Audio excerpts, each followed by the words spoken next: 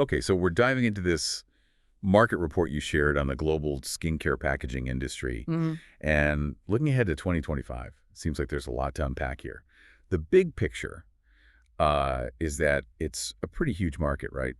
Estimated at 34.68 billion USD in 2025, and showing some really fascinating growth projections. Yeah, it's a big one and getting bigger. So our mission is to try and extract the key insights from all this data and make it easy to understand for you, the listener, so Exactly. you can really grasp what's happening in this industry Right. without getting bogged down in all the numbers. It's about the trends more than the raw figures. Right. We've got data on the overall market size, how fast it's expanding, where that growth is happening, Hmm. geographically, different regions, Yeah. the types of packaging they're using, what they're made of, even what's driving and restraining this market. Yeah, and the forces at play, right? Exactly. We'll also touch on some of the major players and some of the recent developments we've seen. Now, here's what I found really interesting. The report really highlights this significant trend towards sustainable packaging. Yes. And we're going to explore how that's shaping the market and what areas are seeing the most growth because of it. You mentioned wanting to gain knowledge quickly but thoroughly. Absolutely. And I think this report's a great shortcut to understanding this sector. It really is. So let's jump right in. 34.68 billion USD in 2025. That's a pretty substantial industry, right? Yeah, it is. And it's only going up from there. Yeah. Projections are indicating that by 2033, the market is expected to reach 50.85 billion USD. What's really interesting is the CAGR, the compound annual growth rate, which is estimated at 4.90% between 2025 and 2033. So Yep. that's like a steady climb every year. Yeah. Just Okay. constant expansion. And it's good to know these forecasts are based on solid data using 2024 as the base year with historical data going back to 2021. So consistent growth of nearly 5% annually Yes, really shows strong momentum, right? absolutely. Now let's kind of zoom out a little bit and look at the global map. Where are we seeing the most growth right now? North America seems to be a major hub. It is North America currently holds the largest market share, over 40% of the global total revenue. In 2025, their market size is estimated at 12.83 billion USD. Wow. But their projected CGR from 2025 to 2033 is a little more moderate at 3.4%. Right. So it's a huge market, but the rate of expansion isn't as fast as some other regions. Which makes sense, right? It's already a well-established market. Exactly. Now, if we drill down a bit further into North America, Right.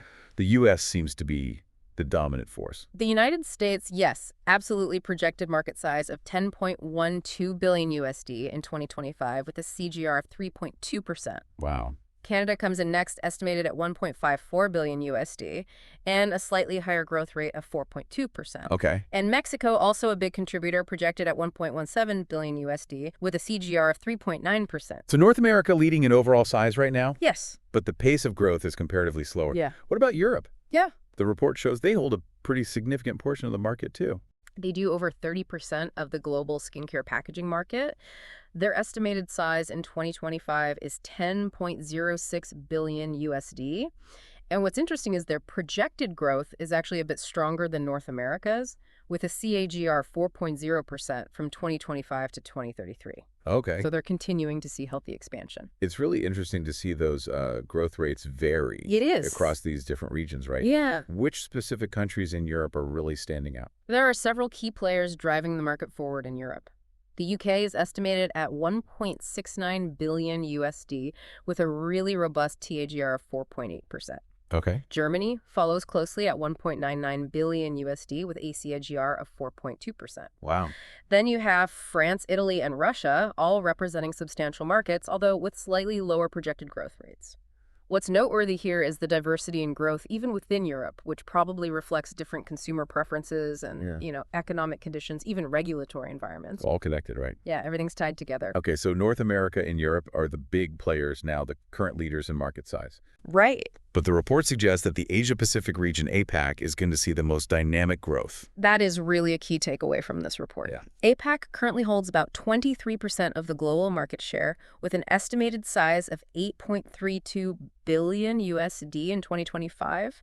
But its projected CAGR from 2025 to 2033 is a remarkable 7.6%. That's huge. It's a massive period of expansion. And it's not just about the population size. It's about a rising middle class with, increasing disposable income, Right. a growing awareness of skincare, Yeah. and maybe even less established legacy packaging, so it's easier to adopt new trends. Makes sense. Yeah, that's a significant jump in growth rate. Which countries in APAC are leading this charge? Well, China is a major player. Their projected market size is 3.5 billion USD and a CGR of 7.1%. Japan and South Korea also show strong potential. Okay. But India is really the standout here, Yeah. with an incredible CGR of 9.5% Oh. on a market size of 832.32 million USD in 2025. It's almost 10%. Yeah. Annual growth in India. That's pretty remarkable. Definitely a region to watch. Yeah. What about the rest of the world? South America, the Middle East, Africa? South America has over 5% of the global market share, estimated at 1.32 billion USD in 2025, with a decent PEN-KGR of 5.6%. Brazil and Argentina are the big markets there. Okay. The Middle East and Africa have smaller shares right now, around 2% and 1% respectively, but they're both projected to see good growth. 6.2% CAGR for the Middle East and 5.2% for Africa. Saudi Arabia and the UAE are big players in the Middle East. Okay. And South Africa is a key market in Africa. So it seems like the story here is North America and Europe are the leaders in size. Yes. But APAC is where real action is in terms of growth. Yeah, the future is in APAC. Yeah, with other regions also showing good potential. Now let's shift our focus from geography to the actual packaging itself. What are the most common types of packaging we're seeing in skincare? And what are the trends? Well, right now, jars are the dominant form in the market. Oh, interesting. And the report points to a few reasons for this. Okay. Their design capabilities, they often use high-quality materials and a big focus on sustainability in their production. Okay. They also give brands lots of room for customization. Right. And they tend to convey a sense of premium quality to the consumer. Right. That makes sense. But you mentioned earlier that tubes are actually the fastest growing segment. Yes, they are. What's driving that? It's a combination of things, really. Yeah. For consumers, they're convenient and easy to use. Right. For manufacturers, they can be more cost-effective to produce. Yeah.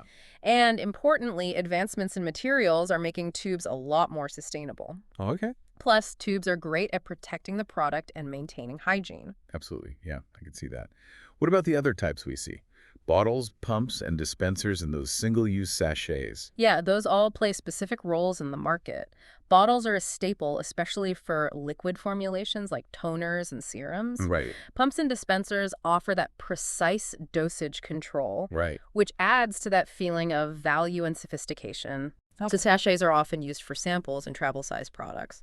While the report doesn't give us specific growth rates for each of these, it's clear they're all part of this diverse packaging landscape that caters to different needs.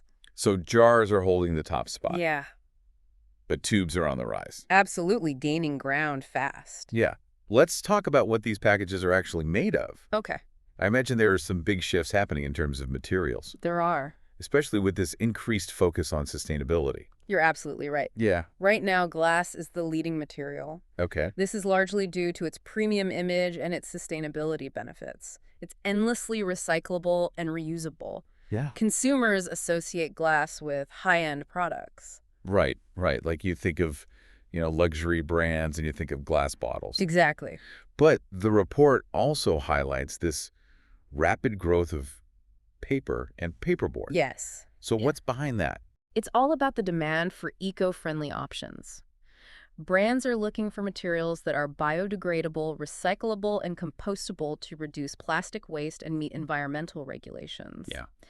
Paperboard is also super versatile in terms of design and branding, which aligns well with those minimalist and premium packaging trends. So it's this balance, right? Yes. Between that classic premium feel of glass and that consumer desire for sustainable paper-based alternatives. It's a real tension. What about the more traditional materials like plastic and metal? Plastic is still a big player because of its versatility, durability, and cost-effectiveness, but it's facing increasing scrutiny because of environmental concerns. Right. So the industry is shifting towards recyclable plastics and post-consumer recycled plastics, or PCR plastics. That means plastics made from waste that's already been used, which helps create a more circular economy. Right, closing that loop. Exactly. Metal is used for some packaging, often because of its protective qualities and that high-end look, but it's not as widely used as glass or plastic overall. So it's really interesting how material choices are being shaped by Mm. these perceptions of quality Yeah, and the need for sustainability. absolutely. Now let's talk about the products themselves. Okay. Which areas are creating the most demand for packaging? Well, right now, hand care is the dominant segment. Okay. And this is largely due to the increased awareness of hand hygiene that we've all experienced, especially since COVID-19. Makes sense. Yeah, we all got a lot more conscious of hand washing and all that. Exactly. Are there any other areas that are seeing particularly rapid growth in packaging needs? Yes, the depilatories market is a rapidly expanding sector. Interesting. And this growth is driven by their increasing popularity, especially among younger consumers, and the rise of e-commerce. Makes sense. And so this growing demand for depilatories is driving the need for innovative and sustainable packaging solutions tailored to those products. So everyday essentials like hand care are leading the way. Yeah. But more specialized categories like depilatories are also making moves. Absolutely. What about the other common applications like makeup remover, sun care, body care, facial care? Yeah, these are all substantial segments in the skincare market. Right. And so naturally, they contribute a lot to the overall demand for packaging. Each of these categories has its own specific packaging requirements and trends, but the report really highlights hand care for its current dominance and depilatories for that rapid growth. Okay, so we've covered the market size, the growth, Yeah. the key regions, Right. the packaging types, the materials, the different application areas. Lots of ground covered. Now let's look at what's actually driving this market forward Yeah. and also what's holding it back. What are the key market drivers identified in the report? Well, the report points to a few crucial factors. Okay. First off, there's this growing consumer preference for eco-friendly materials and recyclable packaging. Right. This demand is really powerful, and it's shaping decisions across the industry. Yeah. Secondly, the competition between brands is pushing them to innovate, Yeah. to come up with smart, refillable, and biodegradable designs Right. as a way to attract those eco-conscious consumers. Right. And finally, there's still a strong demand for luxurious, personalized, and high-quality packaging, especially for premium skincare brands. So it's this dual dynamic of Yeah. environmental responsibility and that desire for premium products. Exact. What about the restraints? What might be holding this market back? The report highlights two main factors. Okay. One is the higher cost associated with sustainable materials. Right. Transitioning to eco-friendly packaging can sometimes increase those production costs. Yeah. The other big restraint is the growing number of environmental laws and regulations Right. that are impacting the choices of materials and the designs of packaging. Right. So navigating that complex regulatory landscape can be tough for manufacturers. It's a lot to juggle, right? It is. That balance between sustainability and cost effectiveness and regulation. Absolutely. Now let's talk about some of the trends that are shaping the future of skincare packaging. Okay. What are we seeing emerge? Well, building on what we just talked about, Yeah. the report emphasizes that strong demand for eco-friendly materials Yeah. and refillable designs. Right. Consumers want to reduce waste, and refillable systems are a good way to do that. Another big trend is that preference for sleek, clean, and modern designs, Okay. especially among premium consumers. Yeah, that minimalist aesthetic. Exactly. It's about wanting a product that's both effective and looks good. Now, who are some of the major players in this market? Oh, it's a pretty competitive market Yeah. with a lot of key companies. Okay. The report mentions Albia SA HCP Packaging Co., LTD Berry Global Group Silgan Holdings Inc., and Apter Group Inc. as major players. Okay. And they're all investing heavily in sustainability initiatives and innovative designs to stay ahead. And the report gives some really specific examples of recent activities, like GEKA launching a new recycled polypropylene material. Yes. In April 2024, GEKA launched a new post-consumer recycled polypropylene material specifically for cosmetic packaging. Yeah. This shows that the industry is really serious about incorporating recycled content into their packaging. A real tangible step, right? Yeah, it's not just talk, they're actually doing it. And Cosmopac unveiled their Waves of Beauty line Yes, with a focus on eco-friendly packaging. that's right. In May 2024, they launched this new line, showcasing those innovative and environmentally conscious designs and accessories. So it really emphasizes both those things, Yes. aesthetics and environmental responsibility. It's a good sign that sustainability is becoming a core value in the industry. It's not just a passing trend. No, it's here to stay. And it's interesting to see how those different packaging types and materials are doing, jars still dominating, probably because of that perceived quality Right. and brand association. Yes. And then tubes quickly gaining ground because of their practicality and, they're becoming more sustainable. Right. It shows what brands and consumers are looking for. And then that evolution of materials, Yeah. that classic appeal of glass, Yeah. but then the growing demand for that sustainable paperboard Yeah. and those recycled plastics. It's about finding that balance. Yeah, between the old and the new. Right. And then those trends in applications like the surge in hand care packaging because of that awareness around hygiene. Yeah, it really highlights how those bigger societal changes Yeah. directly impact packaging. So what does all this mean for you, the listener? Hopefully this deep dive has given you a clear picture of the global skincare packaging market as it is in 2025 and where it's headed. I think so. You can see how important sustainability is becoming. Yeah. The dynamic growth in regions like APAC Exciting to see. and those ever-changing preferences in packaging and materials. It's a dynamic market. So what are the key takeaways? Well, I think this report really underscores how consumer values, environmental concerns, and market innovations are all intertwined.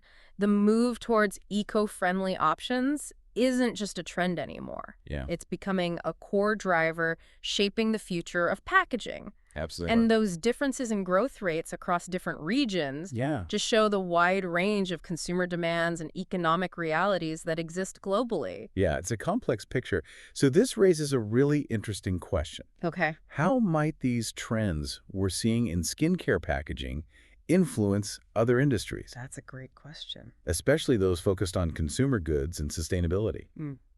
It's fascinating to see how packaging, this thing we often don't think about, can actually reflect and drive broader societal changes. It's true. So think about that. Yeah, what does it mean for you? What connections can you draw to other areas? It's worth considering. It's all connected. It is. Thanks for joining us on this deep dive. It's been a pleasure. We'll see you next time. See you then.